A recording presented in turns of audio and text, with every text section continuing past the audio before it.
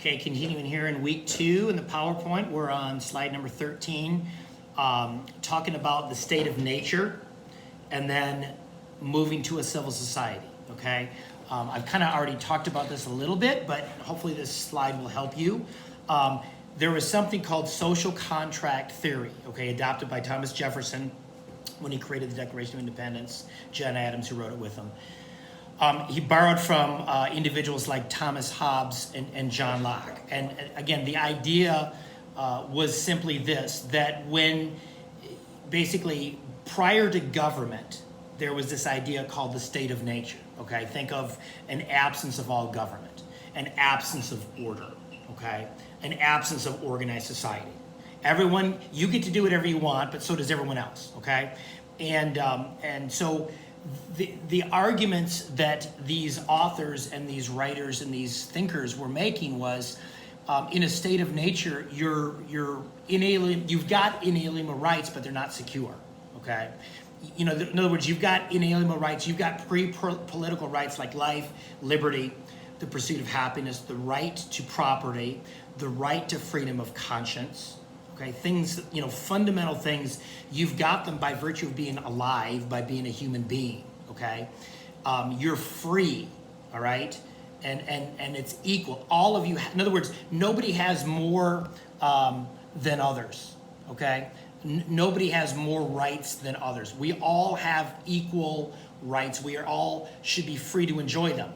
The only problem is, in the absence of government, it's anarchy. It's complete chaos and breakdown, okay? So in other words, you don't want, the good news is you've got these rights. The bad news is they're not secure, right? Because government, there's no order. There's a complete lack of order whatsoever, okay?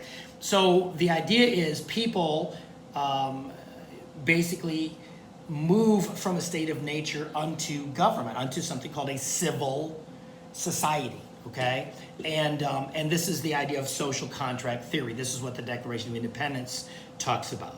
Okay, this is what the Constitution ultimately is representative of. Okay, within a civil society, as you move from the state of nature, your inalienable pre-political rights move with you. Okay, but you lose certain rights. In a state of nature, you have a right to vigilante justice. You have a right to be judge, jury, and executioner, right? You are your own policeman, okay? Because no one's going to do it for you.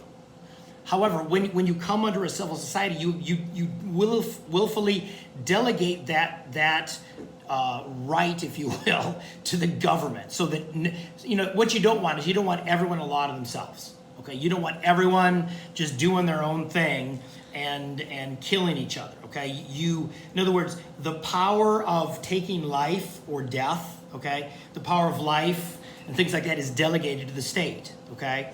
And so that's what happens when you move under a civil society, okay? You must submit to the authorities governing over you. You've got liberty, but that liberty is ordered by government, okay? And within a civil society, you've got something called equality of opportunity, okay? Not necessarily equality of outcomes, and we'll talk about that in a later chapter, but you've got equality of opportunity. Everyone has equal opportunity to be as great as they want to be, to make as much money as they want to be as successful as they want to be as educated, whatever, okay? It's up to you, it's your choice, okay? Government secures your natural rights so you can do that, okay? That's what they're talking here on this slide.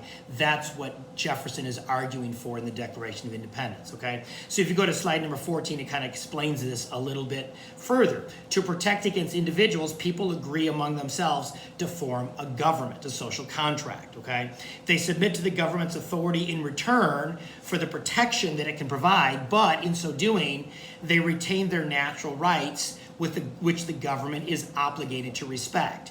If it fails to do so, John Locke argued, people can rightfully rebel against it. And that's exactly what Jefferson is arguing for in the Declaration of Independence. And they're saying, listen, King of England, you have violated our inalienable natural rights. And when government starts doing that, on a large degree, it's the right of the people to abolish the government and create a new one. Pretty radical stuff, okay?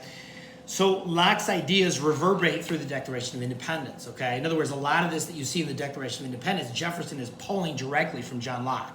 All men are created equal, came from John Locke, okay, which he got that from a lot of biblical injunctions. If you read a lot of John Locke's writings, like the Second Treatise of Government, you see a lot of biblical references. Interesting. Life, liberty, pursuit of happiness came from John Locke. Governments derive their just powers from the consent of the governed, came from John Locke. It is the right of the people to alter or abolish a tyrannical government, came from John Locke, okay? So again, I'm just trying to show you the pedigree, the origins of a lot of these ideas in the Declaration of Independence. If you go to slide number 15, take a look at this. What I want to talk about here is some of these big ideas or aspects of our government, okay? Like the separation of powers, right? You've got a legislative branch, an executive branch, a judicial branch, and then separated vertically by a national, state, and local government. Okay, that's separation of powers, limited government. You don't want the government out of control, you want it limited. And then government by representation, okay? Where does that come from, okay? That came from the founders' understanding of what it means to be a human. The fact that humans have a nature. That nature is fixed and it's permanent. It doesn't change. It's the same for all time. Okay, that was the argument of the framers and the founders of our government, okay? And so they looked at two key aspects of human nature. You can see that at the top. First of all, we've got a nature, okay? Human nature, what are humans like? Human nature's, according to the founders, human nature is sinful, okay? Humans are depraved. We're made of crooked timber, right? There's flaws within humanity, right? And of course, just open a daily news feed, right? You'll see all kinds of flaws in human nature. Okay, the founders acknowledge that. And so because human nature is flawed, because human nature is depraved, we're built with crooked timber, okay? Even though we do have great capacity for good, but inherently we've got a nature that can lend itself towards depravity, you better separate the powers of government. Right? You better not give one, in other words, we're not creating kings here in America. We're separating the power to different branches of government horizontally and also different areas of government vertically, okay? We're limiting government, okay? The national government does some things, but the state governments do some things, okay? The national government doesn't do everything. State governments don't do everything, okay? There's different spheres of authority. In other words, the founders tried to diffuse the power of government because of human nature. We're depraved. You best not give all that power to one particular individual like a king. Okay, that's why there's separation of powers. That's why there's limited government. Okay, the other aspect of what it means to be human is we're equal. We're all equal in our humanness. Okay, they well understood we're not all equal in our abilities, and we're not all equal in our intellect. And we're not all equal in our skill sets and our finances. And they understood that. But we're equal in our humanness. And because we're all equal in our humanness, you better equally represent people. People will, in other words, if you're going to create a system of justice in the country, you better make sure that every person in the nation would be equally represented. Okay, so if you look at the bottom there, okay, on the slide, this set of arrangements that we've got a human nature, right? Human nature is depraved, okay? But we're also all equal. It gives way to these sets of propositions, okay? Representative government, separation of powers in the Declaration and the Constitution, okay? So in other words, the framers really, they took a long, hard look at what it means to be human, and they tried to set up government to reflect that, okay? Remember the quote from James Madison in Federalist 51. What is government but the greatest of all reflections of human nature? They tried to create in the Constitution what a well-ordered human soul looks like, okay?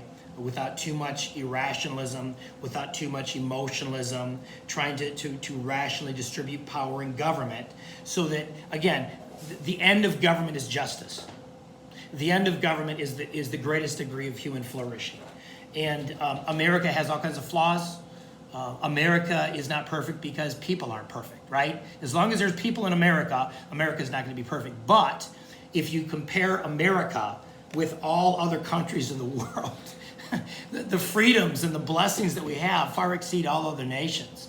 I loved what, I'm a big Winston Churchill fan, and he was challenged with how flawed democracy is. Okay, America, America or Great Britain. And he said something like this, okay? It's probably not an exact quote, but it's pretty close. Democracy is the worst form of the government in all the world, except for all the others, right? And we've got to remember that.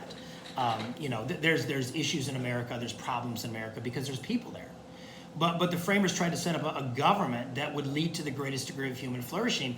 And if it's really true that contrast is the mother of clarity, compare the freedoms and the blessings in America with other nations of the world. And that's why America is considered an exceptional nation, okay? Because it's an exception to the rule. Okay, the rule in all of human history is some form of tyranny, some form of oppression, some form of government just bulldozes people, okay? And this idea of American exceptionalism is the argument that there's an exception in America. It's not perfect, but again, if you compare it with other nations of the world and other forms of government, it's very unique and distinguished, okay? So I'm going to end right there.